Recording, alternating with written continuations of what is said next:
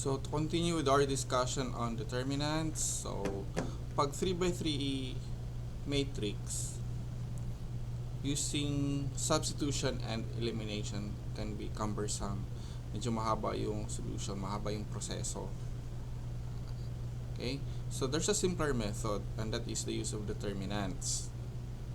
So using the same set of three equations, okay, we will write that into a matrix.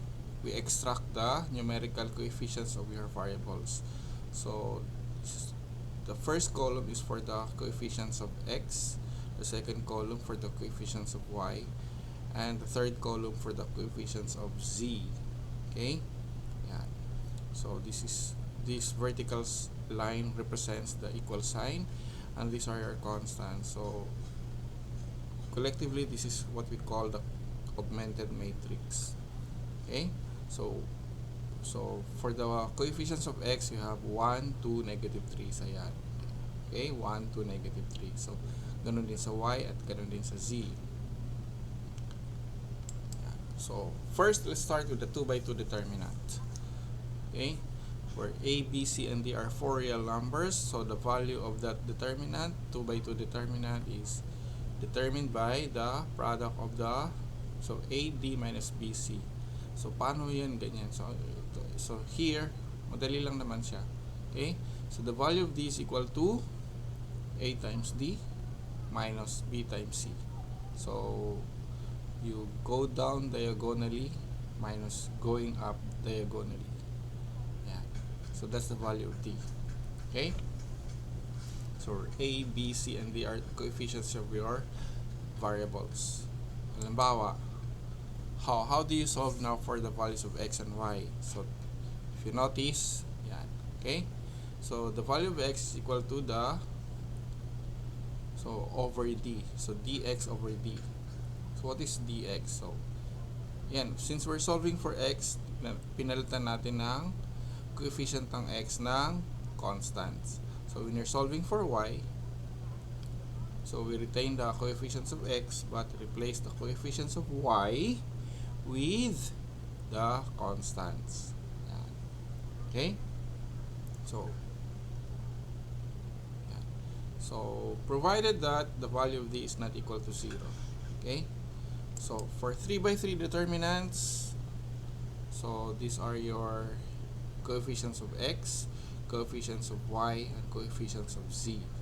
Yan. How do you evaluate a 3x3 determinant? So ito. That's how you evaluate. Okay? Parang napaka-komplikado, di ba? Parang hindi to it's not possible to memorize this. But you can reconstruct this formula. Paano? You just have to find the pattern. So, let me decode that for you. So, tignan natin yung mga nasa labas. Okay? A11, A12, A13. If you notice, they are all in the first row. Okay? Next. What about the signs? So, anong napansin nyo? Positive, negative, positive. Okay? So, yun. Ano yung mga nasa loob ng bracket?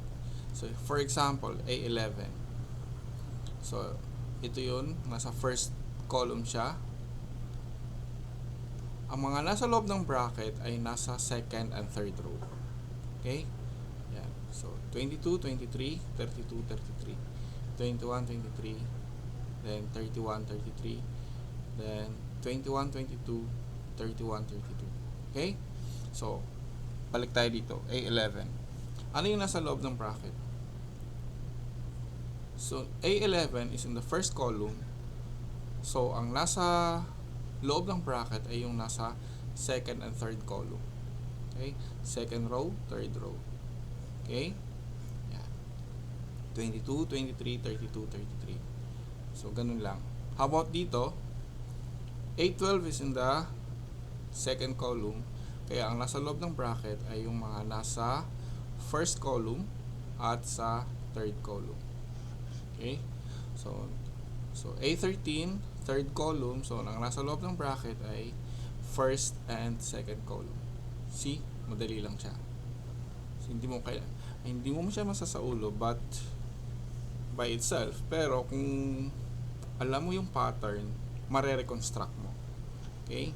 So to evaluate a 3x3 determinants, yan.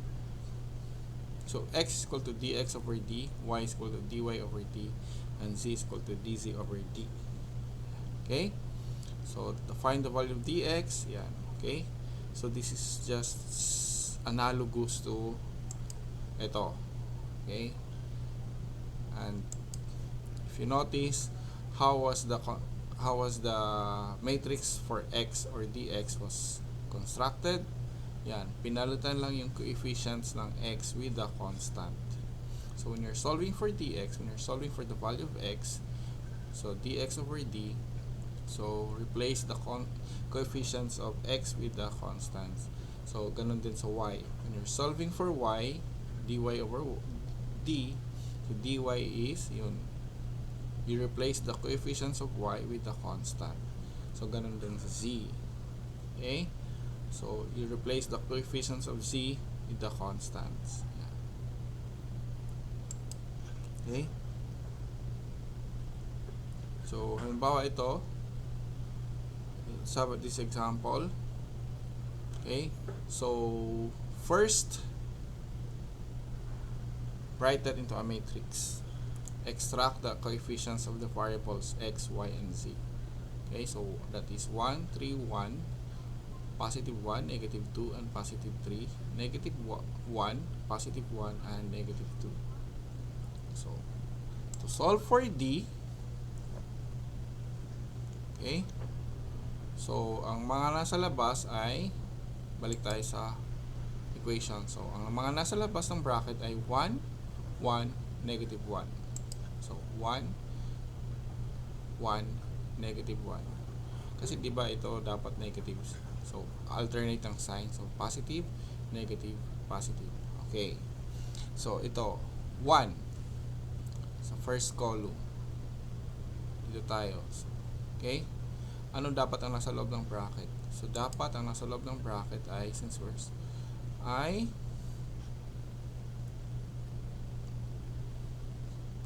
ito tayo sa x. So, negative 2, 1, positive 3, negative 2. Okay? Negative 2, positive 1, positive 3, negative 2. So, tama.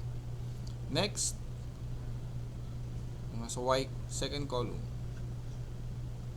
Okay? So, 1. So, dapat 3, 1, 1, negative 2. 3, 1, 1, negative 2. So, tama. Okay? So, last, on the z column. So, negative 1. Tapos, ang nasa loob ng bracket, positive 3, negative 2, positive 1, positive 3. Okay, tingnan natin. O, tama. Okay? Then, so negative 2 times negative 2 is positive 4. 3 times 1 is 3. Okay? So, 3 times negative 2 is negative 6. 1 times 1 is 1. Then, 3 times 3 is 9. 1 times negative 2 is, since 9 minus negative 2. So, negative 2. Negative 2 times negative is positive 2. Okay? So, yan. So, simplify. 4 minus 3 is equal to 1 times 1 is. So, negative 6 minus 1 is negative 7 times negative 1. Ayan, okay. Then muna tayo. So, 9 plus 2, 11 times 1. Okay? So, this becomes negative 1 times negative 7 is positive 7. Negative 1 times 11 is negative 11. So, d is equal to negative 3. Okay? Next.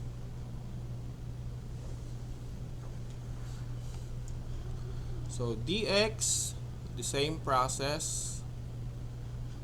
So, but first we replace the coefficients of x with the constant. So, to build the matrix, we replace the coefficients of x with the constant. So, 6, negative 5, 14. Okay? So, ito na yun. So, ito pa rin yung coefficients ng y. Ito yung coefficients ng z. So, ganun na. The same process. we get dx is equal to 1. Okay? So, ganun din to solve for dy, we replace the coefficients of y with the constants. So, the same process. Okay? So, kung ano yung mga nasa top row, yun ang nasa labas ng bracket. Okay? Yan. So, sa dx, ganun din. Kung ano yung nasa top row, yun ang nasa labas ng bracket. Nag-iiba rin naman, di ba? Okay? So, the rest is mechanical. So, dc, ganun din. Okay? Kung ano nasa top row, yun ang nasa labas ng bracket. Okay? Yan. Tapos yung nasa loob ng bracket, depende. Okay? So, the same pattern. Just follow the same pattern. So, in summary, you get x is equal to 1, y is equal to 3, and z is equal to -2.